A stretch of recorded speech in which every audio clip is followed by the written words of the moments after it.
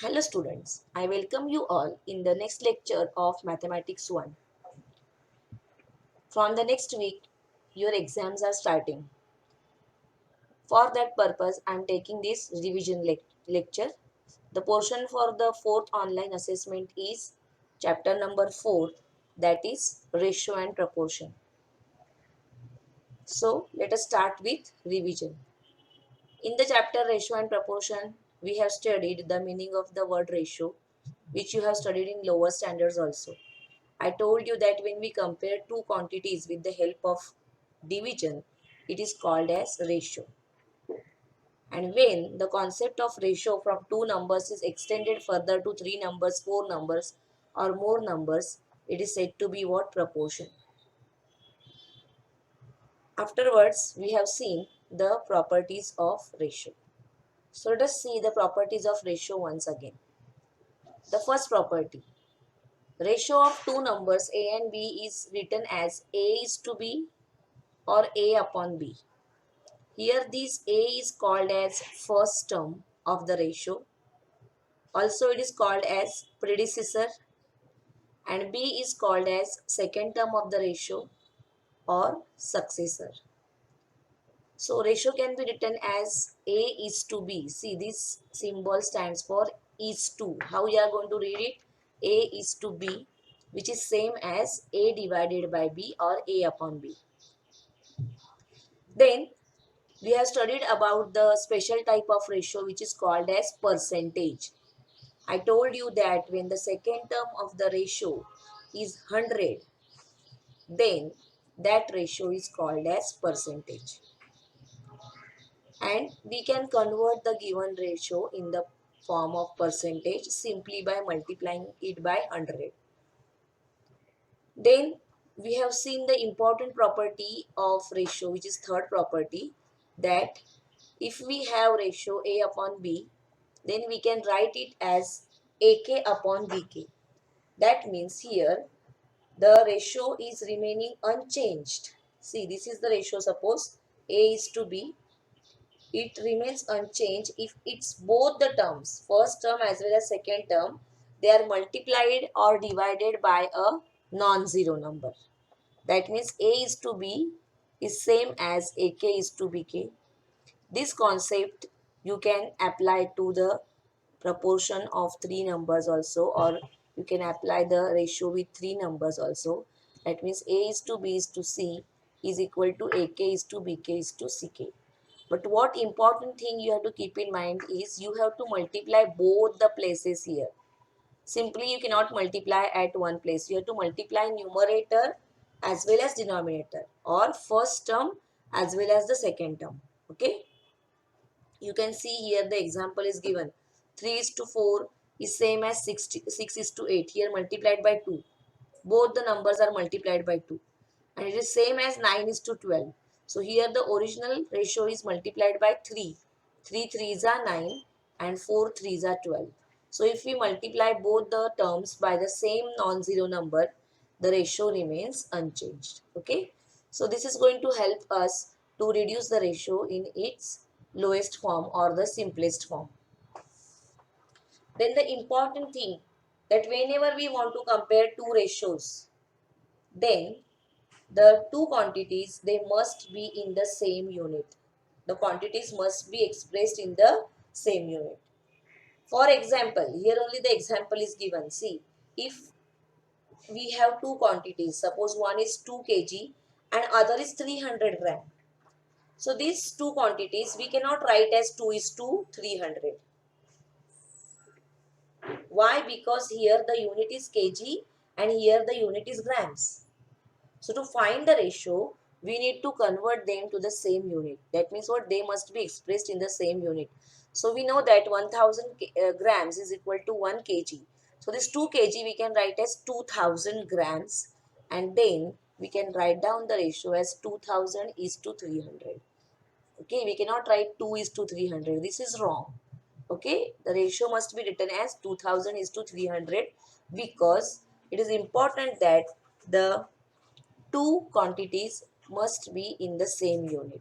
Okay, so if you get any question like this which are having different units, the quantities are having different units, then you have to convert it to the lowest form, and then only you can write down the ratio.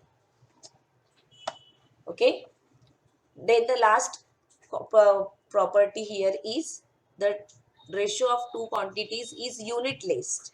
That means what? We cannot write any unit to this ratio, because here since they are in the same unit, we are not considering the unit. For ratio we are considering only the numbers. That is why the ratio is unitless. Okay, so all these 5 properties of ratios you need to understand when you solve the questions. Let us go further here now. Then we have seen the concept of direct proportion or direct variation and inverse variation. This is one more way to compare the two quantities. Here, if the second quantity is increasing with the first quantity, or if the one quantity is increasing with other quantity, then that is called as what? Direct proportion. The best example here is what? See, we can take the cost of the unit and number of units. For example, cost of 2 mangoes suppose is 10 rupees. Then cost of 4 mangoes is 20 rupees. It's obvious, we can find out. So here as the number of mangoes goes on increasing, cost also goes on increasing. Here also one more example is given, that the petrol is given in liters and the distance covered. So as the number of liters goes on increasing, the distance covered by the car also increases. So if first one quantity is increasing, other also increases. See here, the petrol from 1 liter to is increased to 20 liters. Then here the distance also increases from 10 to 200. And what more we find here is direct proportion is that the division of those two quantities or ratio of those two quantities remains constant. You can see here everywhere we get the reduced form as 1 upon 10. That means we can say that x divided by y is equal to k, which is constant. So in case of direct proportion, division is constant. This is also called as direct variation, which you have studied in lower standard. Then the second type of variation or proportion is inverse proportion. Here exactly opposite thing happens, that when one quantity increases, the other quantity decreases.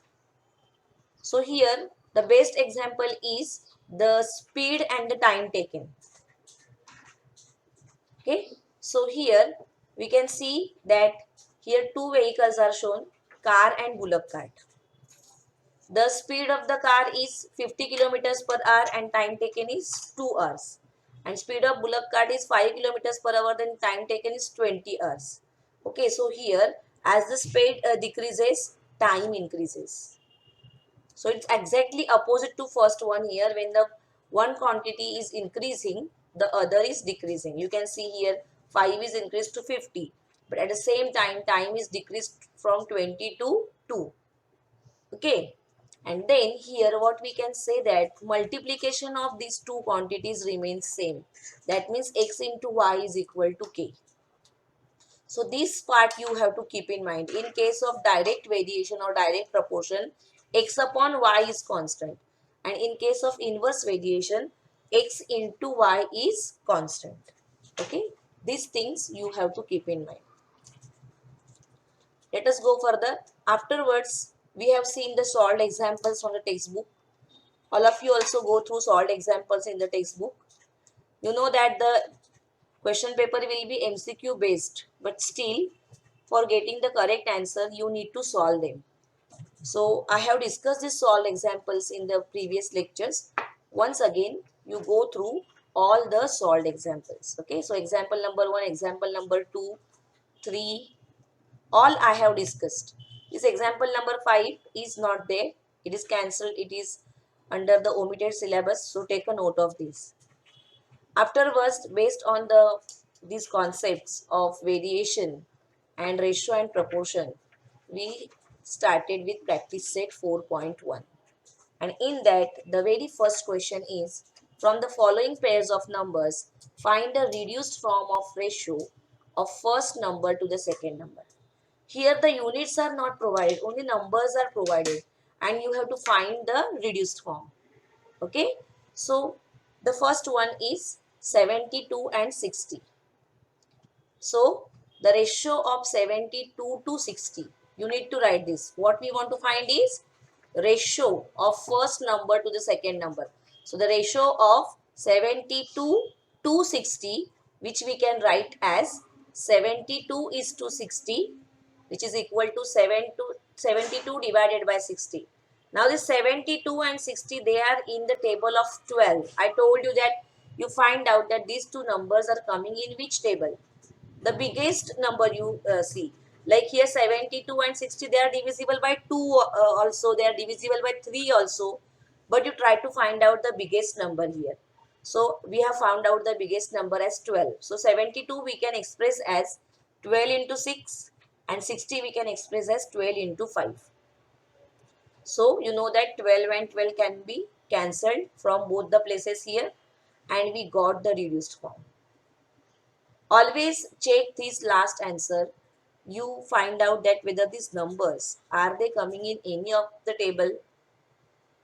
If they are not coming in any of the table, or if the numbers here, they should have only one as the common factor. They should not have any other common factor. Then only we can say that the form is simplest form. And therefore we can say that 72 is to 60 is written as 6 is to 5. Okay, so in this way you are going to solve it. Then I solve the second example also. 38 and 57, they are in table of 19, you know that. So you can express is as 19 into 2 and 19 into 3, and the answer is 2 upon 3, which we can write as 2 is to 3. Okay, so this is easiest one, that how to reduce the two numbers to its lowest form or to its simplest form. Let us go further towards the second question here. Find the reduced form of the ratio of first quantity to second quantity. Now here this is same as first question only, but there only numbers were provided. Here now units also are provided. Okay, so you have to be very careful about units. In the property just now we have seen that whenever we want to find the ratio of two quantities, they must be expressed in the same units. Okay, so if the units are same, it is easier for us to find out the answer. So like first one, see, you will find that 700 rupees and 300 rupees. They both are in the same. So directly we can write it as 700 upon 308. Now this 700 and 308, they are divisible by 28. I have chosen the biggest number here. But if you can't think of the biggest number like 28 here, you can first divide by 7. You will get two smaller numbers, and then again you can divide by 4, and finally you are going to get the answer as 25 upon 11, because see 28 into 25 is 700 and 28 into 11 is 308. So 28 is getting cancelled and our answer is 25 upon 11, that we can write as 25 is to 11. Okay, so this is how we should solve the sums where the units are provided. Now let us see the second one here. 14 rupees and rupees 12.40 paise.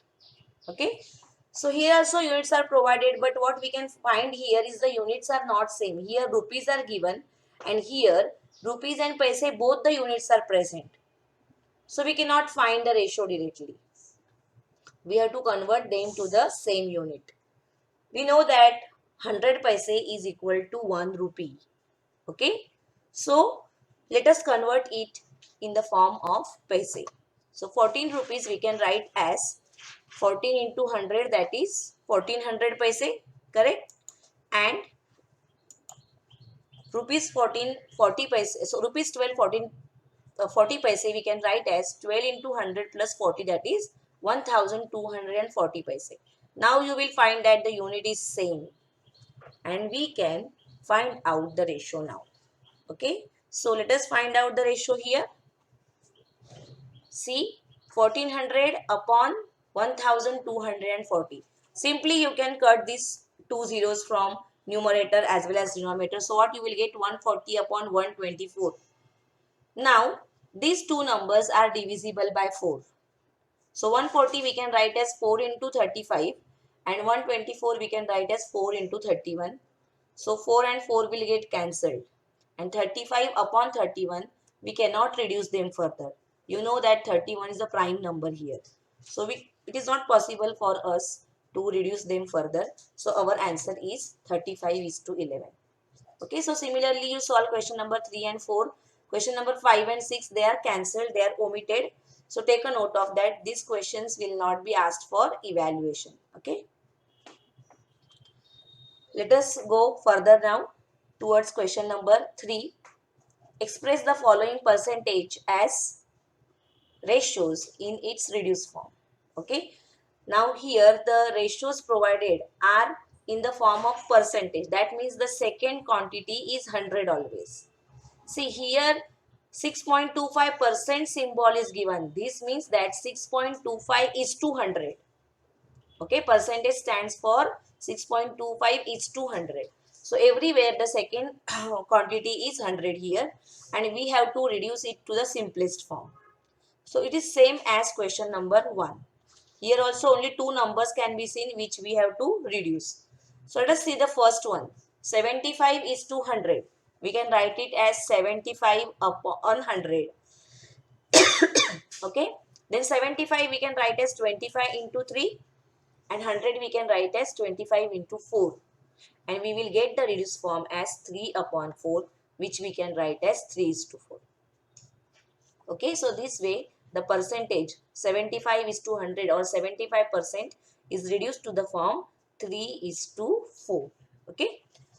Now second one similarly you can solve. Now I am discussing third one here because since point also is there and percentage symbol also is there. So let us go towards third one. 6.25%. Okay. So this we can write as 6.25 upon 100. Now see here decimal place is present and here no decimal point is present. So first of all we have to remove this decimal point. Therefore, we have to multiply both the places, numerator as well as denominator, by 100. So when we multiply 6.25 by 100, we are going to get 625. And here, instead of writing 10,000, purposely I am writing 100 into 100. Because see, 625 upon 10,000, very big numbers are coming. Then to convert it to simplest form will become difficult.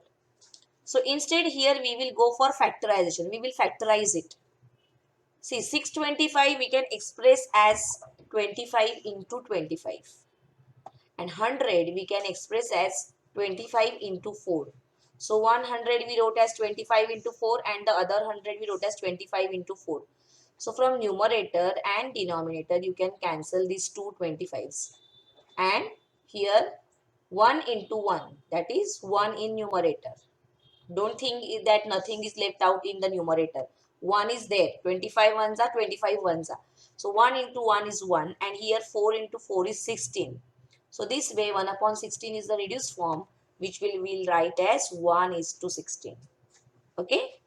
So you have to complete it this way. Similarly you can solve this second, fourth and fifth also. Fifth you will solve in the similar manner. Exactly similar method you will follow here. Here you will get 64 upon 100 into 100, and 64 you can write as 4 into 4 into 4 because 64 is cube of 4. Okay, and these factorization will keep same.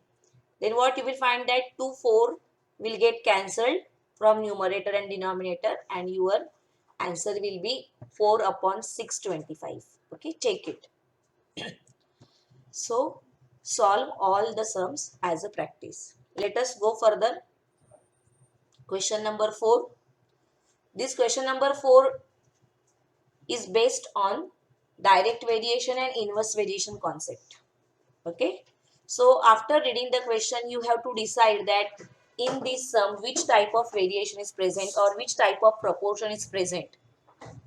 3 persons can build a small house in 8 days. To build the same house in 6 days, how many persons are required? So here we have two quantities, number of persons and the house to be built. So it's obvious that if number of persons are increasing, then the number of days are going to reduce. If more persons are there, then the house will be built faster in less days. So it is an example of inverse variation. You have to first of all write down that this question is an example of inverse proportion. So write down the statement. The number of persons and the number of days required to build the house are in inverse proportion. And since they are in inverse proportion, their multiplication is going to remain the constant. Now here how many persons are required as? So we will take those persons as x. Suppose x persons are required to build the house in 6 days. Okay, so that is our assumption.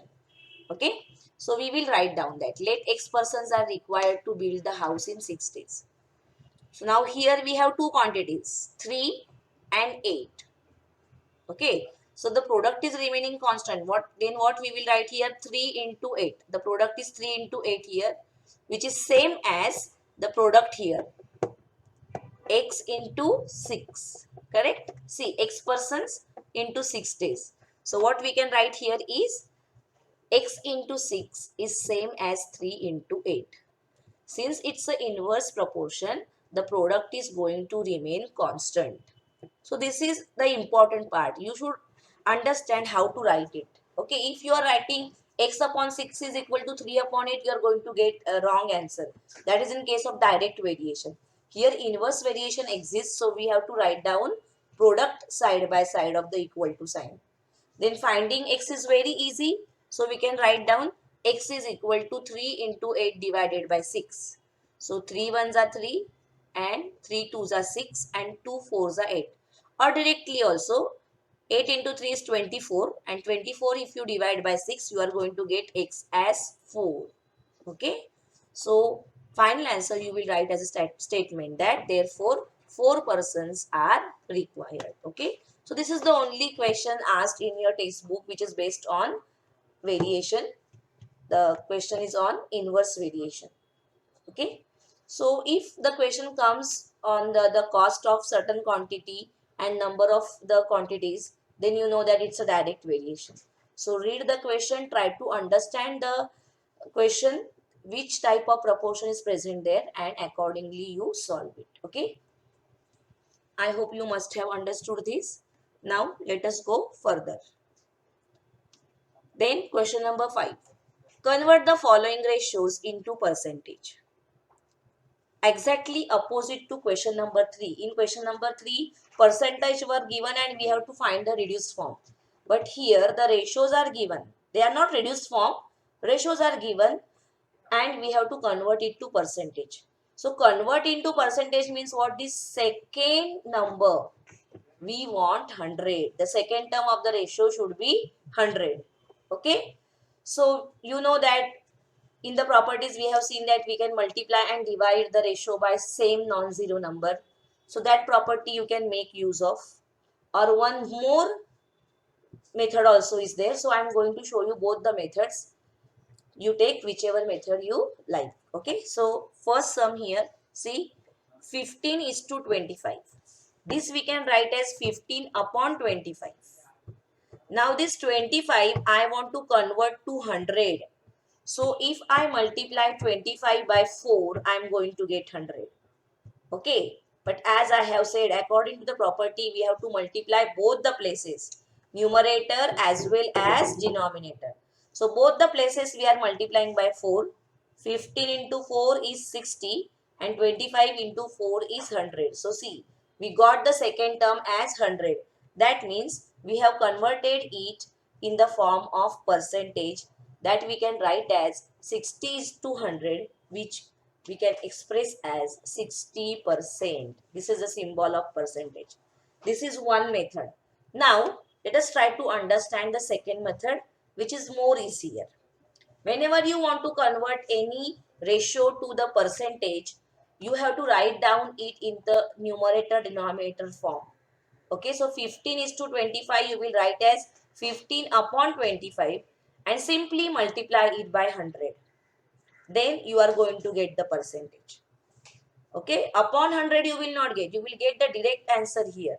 So see, 25 fours are 100. So 15 into 4, you are going to get 60%. See, both the places the answers coming same. This particular step you are not getting here in this case. But this is easy. Always keep in mind, to convert into percentage means to multiply by 100 here.